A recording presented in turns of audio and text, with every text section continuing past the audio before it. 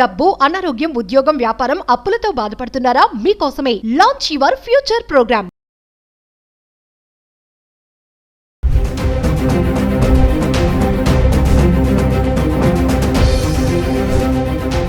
నమస్తే, welcome back to Suman TV. Present మనతో పాటు ఉన్నారు సర్టిఫైడ్ రీసెర్చ్ అనలిస్ట్ పవన్ గారు. నమస్తే పవన్ గారు. ఒక తులం బంగారం 1,20,000 అయిపోయింది, 18-19 నడుస్తుంది. ఒక తులం బంగారం 1,00,000 ఇంత పెట్టుకునే కంటే ఒక కేజీ వెండి మరి 1,50,000 కేజీ వెండి వచ్చేస్తాను. ఇంకొక 30,000 20,000 వేసుకుంటే కేజీ వెండి వస్తుంది కదా.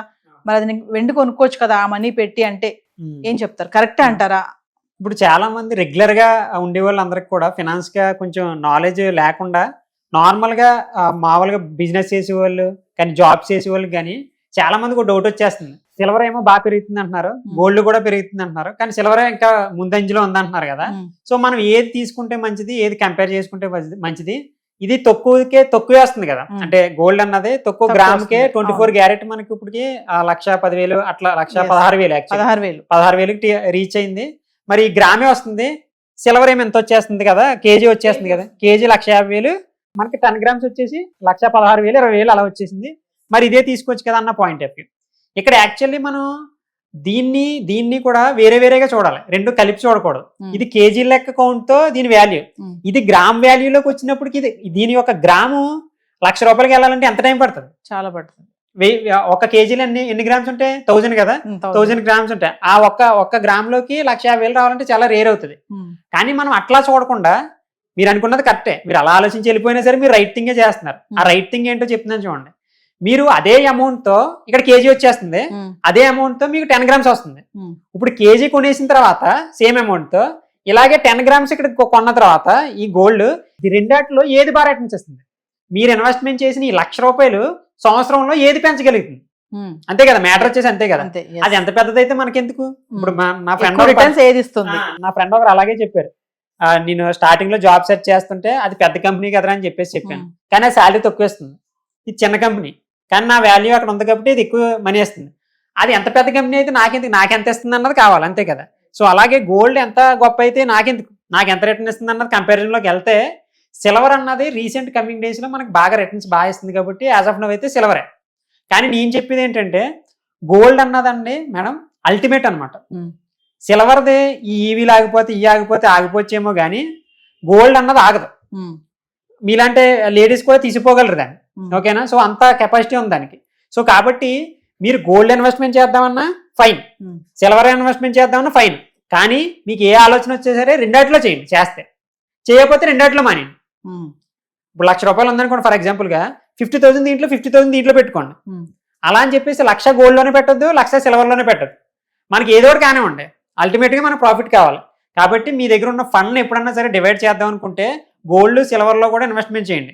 ప్రైస్ యాక్షన్ ప్రకారంగా మనం సిల్వర్ ఇప్పుడు కొనడం అనేది ఎంతవరకు కరెక్ట్ అంటారు? ఇప్పుడు సిల్వర్ గోల్డ్ అన్నది నేను ఆల్రెడీ ముందు వీడియోలో కూడా చెప్పాను, డిమాండ్ బేస్డ్.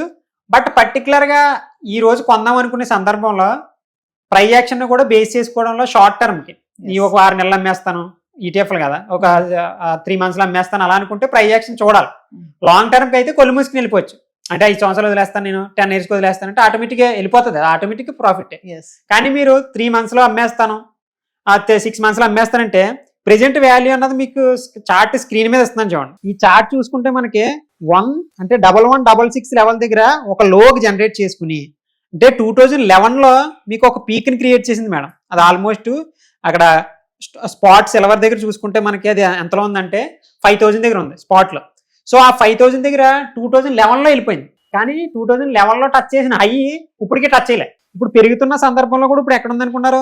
3,500 ఆ ఏరియాలో ఉంది యావరేజ్ గా. సో అంటే 2011లో టచ్ చేసిన రేంజ్ ని ఇది ఇంకా టచ్ చేయలేదు. అంటే పక్కగా 2011లో టచ్ చేసే రేంజ్కి వెళ్ళిపోతుంది. కానీ లో బాటం నుంచి ఏదైతే 100 పాయింట్లు ఉందో, ఇప్పుడు 100 పాయింట్ల కింద క్యాలిక్యులేట్ చేసుకుంటే ఆల్రెడీ రివర్సల్ అయిపోయిన తర్వాత ఒక 50 పాయింట్లు అన్నది రివర్సల్ అయిపోయింది. ఇంకో 50 పాయింట్లు టార్గెట్ ఉంది మనకు. ఖచ్చితంగా అయితే 5,000 దాకా వెళ్ళిపోద్ది. ఇప్పుడు 3,500 దగ్గర ఉంది, మీరు వెళ్ళొచ్చు. ప్రైస్ యాక్షన్ ప్రకారం కూడా ఇప్పుడు కంఫర్ట్ ఏరియానే ఉంది. కానీ మీరు 50% పెరిగిపోయాకే వెళ్తున్నారు. అంటే మీరు ఈ వీడియో లేట్గా చూస్తున్నారు, ఓకేనా. కాబట్టి ఈ కంటెంట్ మీరు లేట్గా చూస్తున్నారు అంటే పెరగడం మొదలై ఆల్రెడీ 3 months 4 months అవుతుంది, మీరు లేట్గా వచ్చారు కాబట్టి అది 50% పెరిగిపోయింది. ఆ 50% పెరిగిపోయింది కదా పవన్ బ్రో, మరి పడిపోదా అంటే పడదు. పడే అవకాశాలు తక్కువ, డిమాండ్ వెళ్ళిపోతుంది. సో కాబట్టి ఇక్కడ నుంచి కూడా మీరు ఆ ఆపర్చునిటీని తీసుకోవచ్చు. కానీ ఇప్పుడు సగంలో కొంటున్నాను కదా అనుకుంటే మాత్రం నేను ఆల్రెడీ ఒక థింగ్ చెప్పాను. మీరు సగంలో కొనేసినా సరే ఒకవేళ ఇప్పటి నుంచి మన లక్కు బాగాక, మనకు అలా లక్కు బాగోదు కాబట్టి ఒకవేళ కిందకు పడిపోయినా సరే మీరు ఇప్పుడు సగం అమౌంట్ ఇన్వెస్ట్మెంట్ చేసుకోండి, సిల్వర్కి సంబంధించిన ఉంచిన అమౌంట్. మిగతా సగం కింద పడిన తర్వాత మళ్ళీ యావరేజ్ చేయండి, మళ్ళీ కొనండి. అంటే 50 రూపాయల దగ్గర కొన్నది 30 రూపీస్ దగ్గరకు వచ్చేసిన తర్వాత మళ్ళీ మీరు 30 రూపీస్ దగ్గర కూడా కొన్నారనుకోండి, అదే మీ యావరేజ్ 35 అక్కడికి వస్తుంది. అంటే మీరు 35 దగ్గర కొన్నట్టు మొత్తం అంతా ఫండ్తో. అర్థమైంది నేను చెప్పింది? సో అలా యావరేజ్ చేస్తే మీకు ఒకవేళ పడిపోయినా సరే అక్కడి నుంచి మళ్ళీ టర్న్ అవుతుంది. కాబట్టి ఇదంతా వెళ్ళేది కూడా మళ్ళీ ప్రాఫిట్ కింద జనరేట్ అవుతుంది అనమాట. సో అట్లా. అంటే ఒక క్వశ్చన్ చెప్పండి పవన్ గారు, ముందు ముందు సిల్వర్ ఆర్నమెంట్స్ కు డిమాండ్ పెరిగిపోతుంది అంటారా? ఈ గోల్డ్ ఆర్నమెంట్స్ ఆటోమేటిక్ గా గోల్డ్ అన్నదే ఇంకా బాగా పెరిగిపోతుంది కదా మేడం. మిడిల్ క్లాస్ వాళ్ళు ఎవరు కొనట్లేదు, అప్పుడే ఆపేశారు కూడా. ఇక్కడ పెరుగుతుంది, గవర్నమెంట్ వాళ్ళు పెరుగుతుంది, రిజర్వ్స్ కానీ నేను ఆల్రెడీ చెప్పాను, సెంట్రల్ బ్యాంక్ కొంటుంది, కంట్రీస్ కొంటుంది, జపాన్ కొంటుంది, చైనా కొంటుంది, పర్సన్స్ కొంటలే. మీరు ఎప్పుడైనా రీసెంట్ గా కొన్న వాళ్ళు ఎవరైనా చూస్తున్నారు? లేరు. ఎందుకు? అంతంత పెరిగిపోతుంది కదా. ఇప్పుడు నేను మొన్న రీసెంట్ గా వెళ్ళాను, వెళ్తే అక్కడికి వెళ్ళి గోల్డ్ దగ్గరికి వెళ్తే లైన్ సింబల్ రింగ్ ఉంటది కదా, ఆ రింగ్ అడిగితే 1 lakh అయ్యింది. ఆ 1 lakh తో పాటు ఆ వాళ్ళు ఛార్జెస్ ఎంత చేశారంటే 20,000 ఛార్జెస్ చేశారు. నేను కొనేది 1 lakh, దాంట్లో మళ్ళీ 20,000 25,000 ఛార్జెస్ పడిపోతున్నాయి. సో మిడిల్ క్లాస్ వాడు ఆ రింగ్ కోసం అంత ఖర్చు పెడితే ఏముందిలే, మనకి దేనికి ఉపయోగపడతాయి అని చెప్పేసి ఆపేస్తున్నాడు. ఇప్పుడు నెక్స్ట్ ఆపర్చునిటీ ఏముంది? సిల్వర్. ఆటోమేటిక్ గా సిల్వర్ మీద పడతారు. సో చాలా మంది ఆల్రెడీ నేను చెప్పాను, డబ్బున్న వాళ్ళు కూడా యూజ్ చేస్తున్నారు ఆల్రెడీ, ప్లేట్స్ కానీ ఇట్లా. కమింగ్ డేస్ లో మనం గోల్డ్ ఎలా అయితే వాల్యుబుల్ గా చూస్తున్నాం థింగ్ని, ఇప్పుడు సిల్వర్ అంత అలా చూడరు, కేజీ లెక్కలు వచ్చేస్తుంది కాబట్టి. సో సిల్వర్ కూడా ఖచ్చితంగా ఒక 40 వచ్చేటప్పటికి 35 అలా వచ్చేటప్పటికి ఖచ్చితంగా సిల్వర్ వాల్యూ కూడా మనం ఇప్పుడు గోల్డ్ ఏ రేంజ్ లో చూస్తున్నామో ఆ రేంజ్ దీనికి వస్తుంది. సో అందుకని గోల్డ్ గురించి ఇప్పుడు కొనలేదని బాధపడుతున్నారు కదా మీరు అందరూ. సో సిల్వర్ గురించి బాధపడకూడదంటే ఇప్పుడే స్టార్ట్ చేసుకోవాలి మనం. ఓకేనా? సో ఆటోమేటిక్ గా మనం హ్యాపీ ఉంటాం అప్పుడు. Thank you.